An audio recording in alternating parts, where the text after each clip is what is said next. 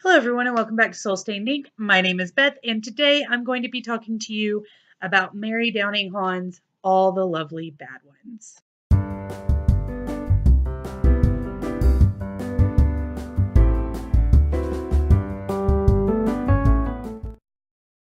All the Lovely Bad Ones is a middle grade ghost story thriller published by Houghton Mifflin Harcourt's Sandpiper Books in 2008.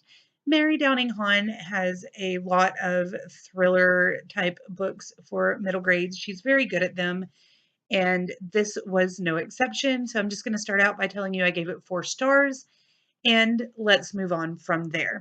First, I'm going to read you the back and talk to you a little bit about how the book got its title, and then we'll move on to what I liked and disliked about this particular book. So the synopsis on the back reads, Travis and his sister Corey can't resist a good trick. When they learn that their grandmother's quiet Vermont inn, where they're spending the summer, has a history of ghost sightings, they decide to do a little haunting of their own. But their supernatural pranks awaken something dangerous, something that should have stayed asleep. Only Travis and Corey can lay to rest the spiteful spirits they've stirred.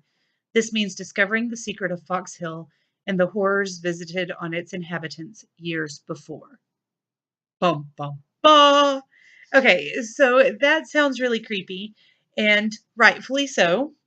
This book has some very creeptastic individuals in it, but the way it got its title is by an old poem by John Greenleaf Whittier, and we can find it on page 88 of the book itself.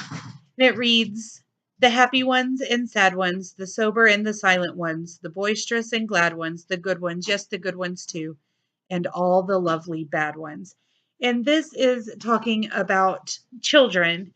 And in this book, there are several young ghost spirits who were known as the bad ones. But that's not necessarily a bad thing. Um, this book has all of those ghosts and then the woman who made them ghosts, basically.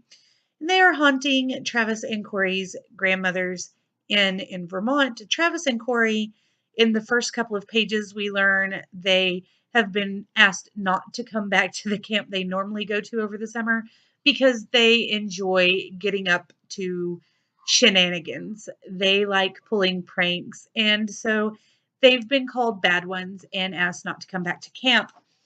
And I really liked the tie-in where Travis and Corey are bad ones and the ghosts are children that were the bad ones.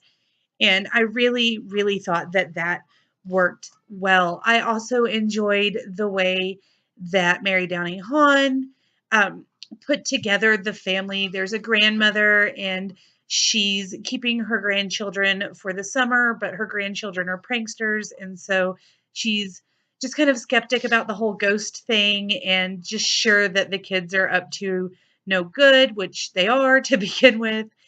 But she kind of slowly comes around, and you can really see the bond between grandmother and her grandchildren and the people who work for grandmother and how they all kind of come together.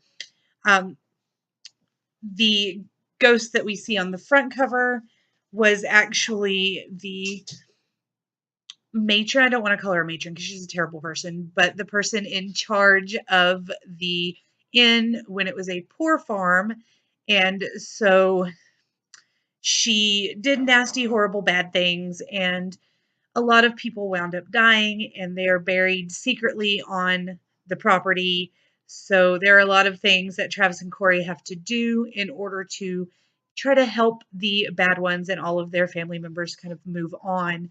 And this book incorporates a lot of friendship and family in a very short span of time. There are 182 pages, 20 short chapters, and it all ties together really well. I very much enjoy Mary Downing Hahn's writing style. I think it flows really well for a middle grade book.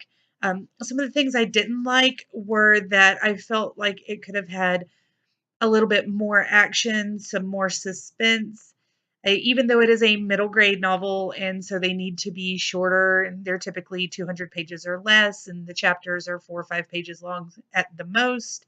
I felt like there could have been a paragraph here or there, a sentence here or there, maybe an extra chapter, and it really would have just added to the story. There weren't too many places that I felt needed to be taken out. There were maybe one or two where I just went, we could have done without that. But on the whole, this is a solid 4 to 4.5 star book, and I very much enjoyed it. One of my favorite things about this, though, I discovered at the end on page 166 out of 182.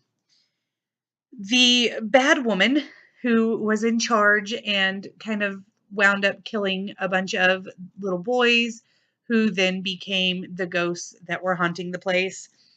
Um, she is a ghost, and she is trying to, I'm not sure what she thinks she's going to do. She's just haunting and being mean to Travis and Corey, thinks that she can intimidate them. And she has gathered darkness to her in a way where she can affect their feelings. And so she is attempting to get Travis to hang himself with her old hanging rope from the tree where she hung herself when she realized that the county was going to come and get her. And she is just telling them, you're worthless, you have nothing to live for. And nothing to live for just kind of keeps circling in their head. Nothing, nothing, nothing. The word spread around us like a fog, dark and cold, obscuring everything. It was true. I was worthless. No one loved me. No one cared. If I died, no one would miss me. Nothing, nothing, nothing. The word was in the wind, in the grass, in the leaves, in the song the crickets sang. I stopped struggling. And it goes on from there. But basically, Travis has heard that and it's echoing, and he decides that he deserves the punishment. He's worth nothing. He is nothing. Nobody cares. And it goes on. And that is exactly what anxiety and depression feels like. And I really liked the way that she incorporated that, because I know when I was in, middle school, I started experiencing those kind of things.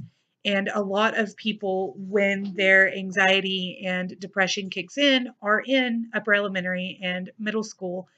And so they're really going to make a connection, even if they had not before. At the end of the book, they're going to make this connection with Corey and Travis, who are struggling with the embodiment, the literal ghostly embodiment of depression. And the bad ones come up and kind of rescue them and make them realize that they're not alone and they're not worthless. Travis looks down and sees his sister, and he's, I don't care. I deserve punishment, but if I die, my sister's going to die, and I can't let that happen.